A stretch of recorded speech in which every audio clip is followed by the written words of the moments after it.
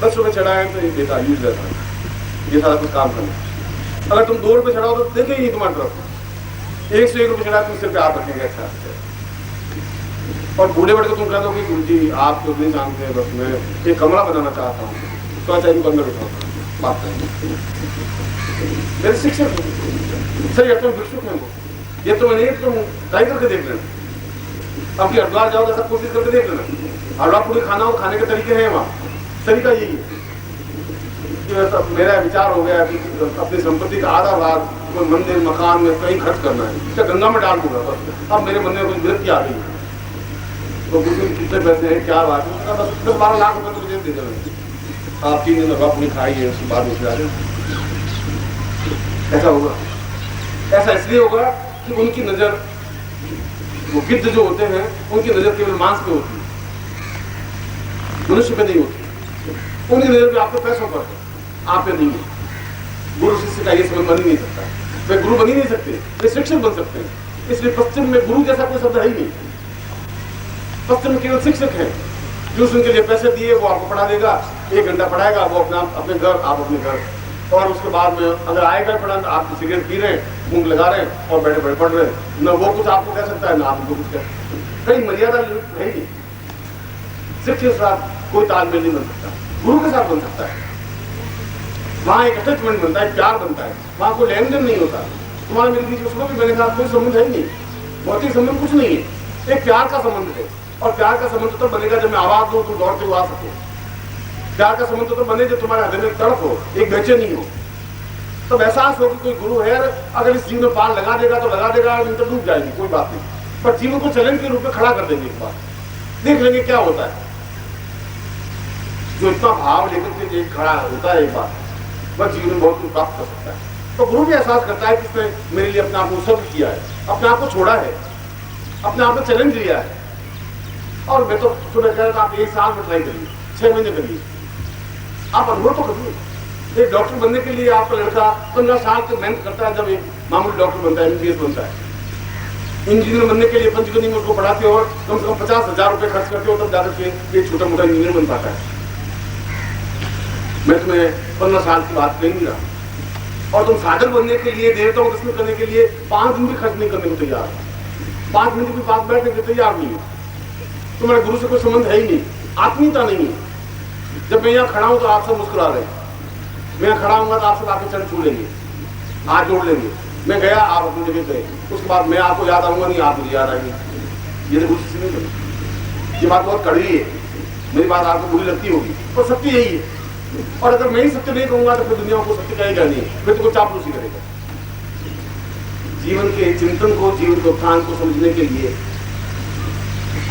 देवताओं तक, अपनी साधनाओं तक पहुंचना बहुत आवश्यक है, क्योंकि परिश्रम से धन पैदा नहीं हो सकता।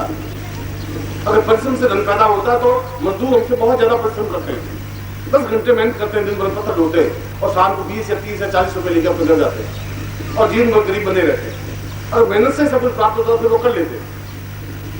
अगर तुम्हारी मेहनत से ही सब कुछ होता तो फिर सबके संतान होती, बिना संतान की कोई रहता ही नहीं। अगर परिश्रम से सब कुछ होता तो फिर जीवन में कोई अभाव, कोई परेशानी तुम्हारी रहती नहीं।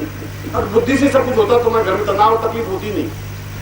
इसका मतलब इसके अलावा कोई ऐसी चीज है जिसके माध्यम से जीवन की समस्याएं सुलझाई जा सकती है, और वह चीज है देवताओं का आशीर्वाद, कृपा प्राप्त होना। मैं देवताओं से तुम्हारा परिचय है ही नहीं, तुमने देवताओं को देखा नहीं, ये चित्र के माध्यम से देखा है। और चित्र अपने आप में कुछ सत्य हो ऐसा जरूर नहीं है। मैं आपको बिल्कुल काली और बदसूरत सी लड़की का फोटो ला के दिखाऊं और दिखने में अप्सरा की तरह दिखाई देगी, बहुत सुंदर।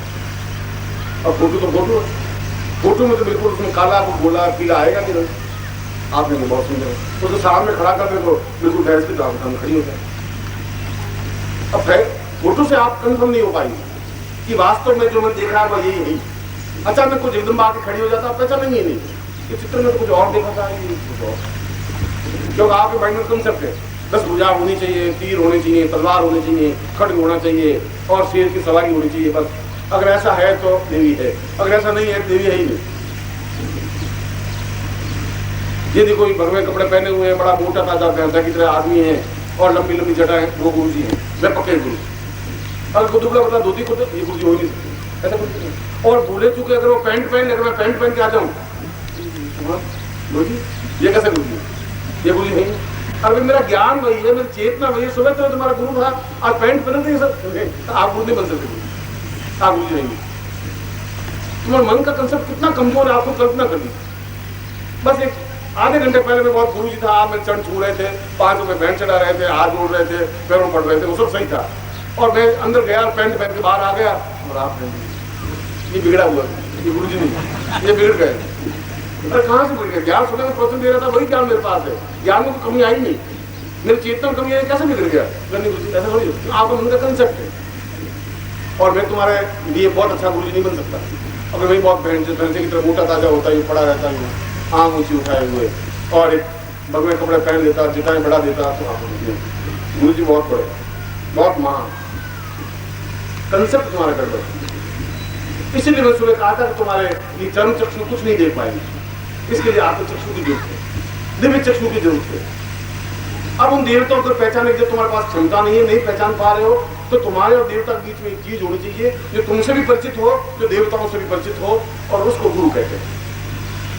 वह तुम दोनों को जानता है, इसलिए वो तुमसे परिचय करवा सकता है कि ये जगदम्बा है, ये देवता है। उनको भी परिचय करवा सकता है कि ये बिल्कुल निमंत्रम नो यंत्रम तदपि जनजादे इनके पास मंत्र तंत्र योग दर्शन मीमांसा ज्ञान पूजा पद्धति नहीं है, मगर दिल है इनके पास, है ये शिष्य है, ये आपकी जानती है, ये आपको पूरी तरह से भक्ति भाव से प्रदान करता है, ये आपको एहसास करवाता है, दोनों को परिचय करवा सकता है। इसलिए गुरु की जरूरत है। मगर अगर तुम्हारा गुरु के साथ लिंक नहीं है तो फिर वहां लिंक नहीं बन सकता। और गुरु के साथ लिंक बनने के लिए गुरु मंत्र की निदान की आवश्यकता है, गुरु साहचर्य की आवश्यकता है, हर क्षण गुरु के पास होने की आवश्यकता है। दो ही तरीके से हो सकते हैं, जब भी कोई शिविर लगे या जब भी कोई फंक्शन हो, जब भी कोई स्थिति हो, हम गुरु के पास जाए, फिर गणित नहीं करें, फिर कोई हिसाब किताब नहीं करें। वहां आने के बाद गुरु जी को 5 रुपये मत दीजिए। अब गुरु जी मांगने के गुरु जी है ही नहीं, तो गुरु जी के पास जाइए तो वो तो रेलवे में देने पड़ेंगे, दीजिए आप, महीने 2 महीने एक बार जाइए, और उसके बाद उन्होंने जो मंत्र दिया उस मंत्र के माध्यम से आप उनका संबंध बनाइए। मंत्र अपने आप में टेलीफोन, एक संचार माध्यम। आप मंत्र जाप करें, आपको अपने आप एहसास होगा, अपने आप दिखाई देगा। आप महीने भर करके देखें शुद्ध मन से, शुद्ध हृदय से, कि एकदम से ऐसा लगे जैसे गुरु जी बैठे हुए हैं। जो तो गया नहीं, ऐसा ही ऑफिस होना चाहिए, ऐसा कमरा होना चाहिए, गुरु जी बैठे होंगे, ऐसा मुझे दिखाई दिया। ये अपने आप में अनुभूति, ये अपने आप में जीवन का चिंतन है। और तुम जीवन के उस पड़ाव पर हो, जीवन के उस क्षेत्र में हो जहाँ तुम्हें समर्थ गुरु मिला है, जहाँ तुम्हें समर्थ व्यक्तित्व मिला है। अभी तुमने अगर अवसर खो दिया तो फिर जीवन का अवसर खो दोगे, फिर तुम्हारे पास जीवन के पास तुम्हारे पास कोई पूंजी बचेगी नहीं, फिर बहुत छोटी सी जिंदगी तुम्हारी है जो अपने आप में खत्म हो जाएगी। उस जीवन का कोई मोड़ नहीं है, कोई मूल्य नहीं है, कोई महत्व नहीं है। इसलिए हमारे जीवन में आदिकाल से हमारे शास्त्रों में गुरु को अत्यंत महत्व दिया है। ब्रह्मा विष्णु महेश से भी गुरु साक्षात पर ब्रह्म। ये कहा रुद्र तो बहुत छोटी चीज है, जो कहा विष्णु बहुत छोटी चीज है, ब्रह्मा बहुत छोटी चीज, इससे भी ऊपर ब्रह्म है, उससे भी ऊपर परम ब्रह्म है, साक्षात पर ब्रह्म है। क्योंकि उस ब्रह्म को तुम देख नहीं सकते, ये तो साक्षात है, मेरे जैसा ही है। मेरे 2 पैर, इनके 2 पैर है, मेरे जैसा हाथ, मेरे जैसा बोल सकता है, मेरे जैसा सकता है, मैं अपनी समस्या इनके सामने रख सकता हूँ, ये अपनी समस्या मुझे सुलझा सकता है। और तुम्हारे कर्मों के दोष है, तुम जैसा करोगे वैसा तुम भर रहे हो। तुम्हें जीवन में गुरु नहीं मिले, तुम्हें गलत रास्ते तुम चल दिए। अब तुम्हारा जीवन वापिस समझ सकता है, जीवन सुलझ सकता है, उस जीवन से तुम्हारे अभाव दूर हो सकते हैं, भौतिक दृष्टि से भी, आध्यात्मिक दृष्टि से भी, मानसिक दृष्टि से भी। इसलिए ये पूरे जीवन में एक क्षण अगर चिंगारी लग जाए, एक क्षण बहुत है। मीरा का एक क्षण बहुत है। मीरा की जिंदगी में वो कृष्ण का एक साधु आया और एक कृष्ण की मूर्ति लेकर के खड़ा था।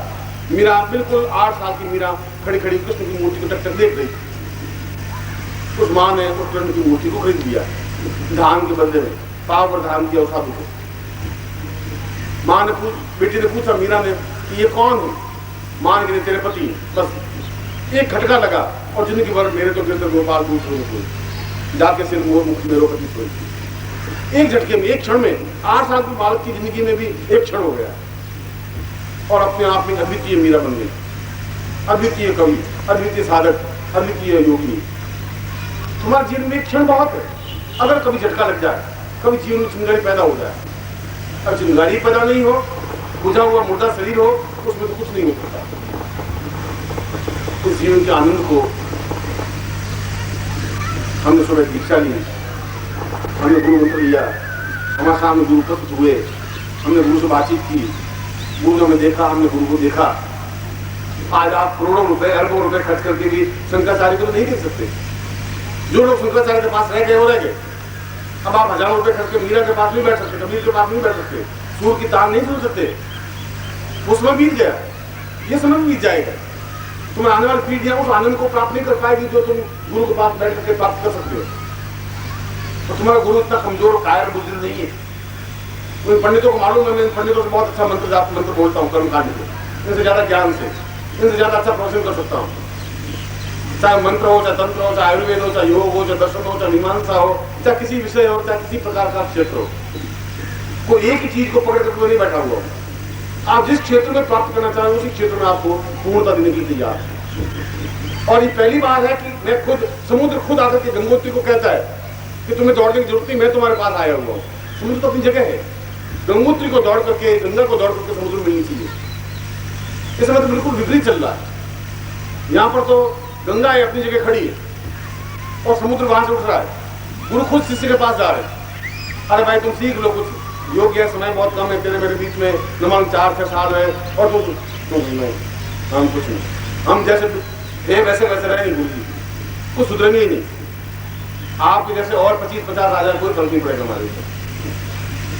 तुम्हें विधाता भी नहीं कर सकती अगर तुम्हारे मन में कंसेप्ट नहीं है, अगर तुम्हारे मन में चेतना नहीं, आग नहीं है। मुर्दा सिर्फ इंजेक्शन लगाने से मुर्दा जिंदा नहीं रह सकता, वो तो मर गया है।